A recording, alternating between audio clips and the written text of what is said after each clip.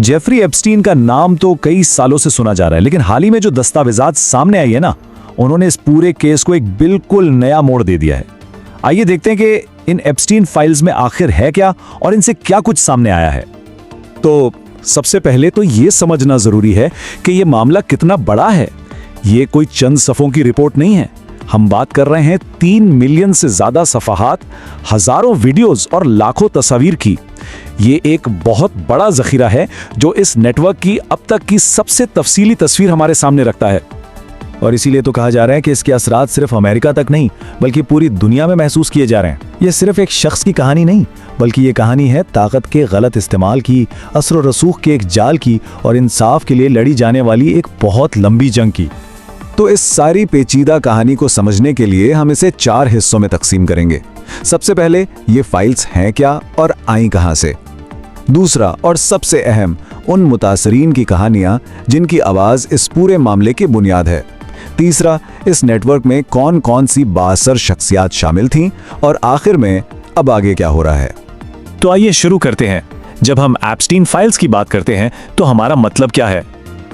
असल में ये वो अदालती कागजात हैं जो गिलियन मैक्सवेल के खिलाफ एक मुतासरा वर्जीनिया जॉफ्रे के मुकदमे से सामने आए। इनमें गवाहों के बयानात, ज़ाती ईमेल्स और ऐसी बहुत सी तफसीलात हैं जो एप्स्टीन के नेटवर्क के काम करने के तरीके पर रोशनी डालती हैं।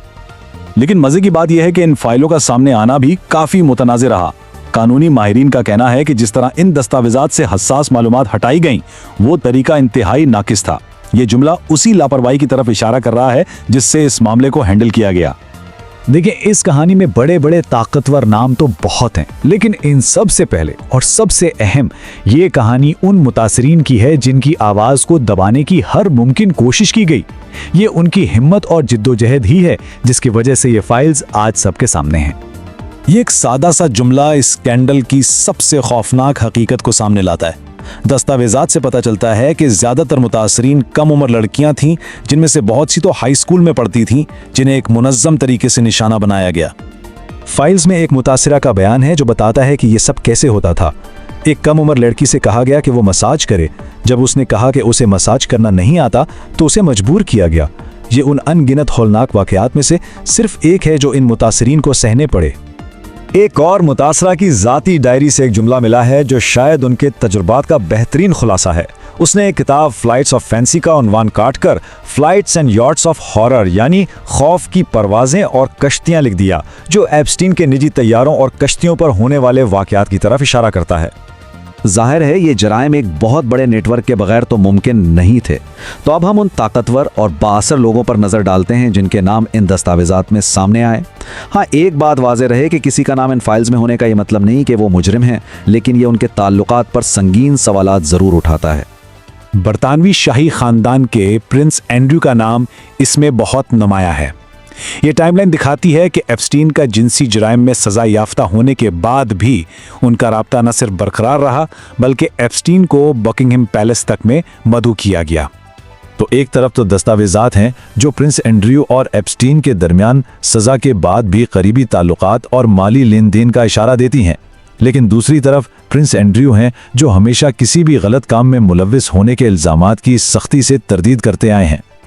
साबिक अमरीकी सदर बिल क्लिंटन का नाम भी इस फहरिस्त में है। उन्होंने माना कि वो एप्स्टीन के निजी तैयारे पर सफ़र कर चुके हैं, लेकिन साथ ही उस मुलाकात पर गहरे अफसोस का इजहार भी किया। उनका कहना है कि उनका राब्ता 2 दहाइयाँ पहले ख़त्म हो गया था और वो कभी एप्स्टीन के जजीरे पर नहीं गए। एलॉन मस्क की भी एक ईमेल सामने आई है जिसमें वो एप्स्टीन के जजीरे पर पार्टी के बारे में पूछ रहे हैं। ताहम उनका मौक़िफ़ ये है कि उन्होंने जजीरे पर जाने की तमाम दावतें ठुकरा दी थीं और उन्हें अंदाज़ा था कि इस किस्म की बातचीत का गलत मतलब निकाला जा सकता है। बिल गेट्स का नाम एप्स्टीन की एक ऐसी ईमेल में आया जो उसने कभी भेजी तो नहीं, मगर उसमें संगीन इल्ज़ामात थे। बिल गेट्स ने उन इल्ज़ामात को सख्ती से मुस्तरद करते हुए उन्हें मुज़ाका खेज़ और झूठा करार दिया है और एप्स्टीन से अपनी मुलाकातों पर अफसोस का इजहार किया है। इन बड़े नामों के अलावा भी कई और मशहूर शख्सियात के नाम सामने आए हैं, जैसा कि सारा फर्गसन, साबिक बरतानवी वजीर पीटर मेंडलसन और रिचर्ड ब्रांसन। इन सब के जवाबात और रद्द-ए-अमल मुख्तलिफ रहे हैं, जो इस नेटवर्क की पेचीदगी को मजीद जाहिर करता है। तो आखिर में सवाल यह है कि इस कहानी का अंजाम क्या हुआ और अब आगे क्या हो रहा है। जेफरी एप्स्टीन ने काफी अरसे तक तो कानून से बचने की कोशिश की, लेकिन आखिरकार वो पकड़ा गया। ताहम इससे पहले कि मुकदमा चलता, जेल में ही उसकी मौत हो गई, जिसकी वजह से मुतासिरीन को कभी भी उसे अदालत में अपने जराइम का हिसाब देते देखने का मौका नहीं मिल सका। लेकिन एप्स्टीन की मौत का मतलब ये नहीं कि कहानी खत्म हो गई है। असल में इंसाफ और सच्चाई की ये जंग आज भी जारी है, और इस जंग को वही मुतासिरीन लड़ रहे हैं जिन्होंने हिम्मत नहीं हारी और इन दस्तावेजात को सबके सामने लाने के लिए कानूनी जंग लड़ी। तो इन तमाम फाइलों के सामने आने के बाद भी ये कहानी अभी खत्म नहीं हुई, बल्कि ये इंसाफ की तलाश का एक नया बाब शुरू हुआ है। सवाल यह है कि जब ताकत और असर और रसूख के मजीद पर्दे हटेंगे तो और कौन सी हकीकतें हैं जो सामने आएंगी।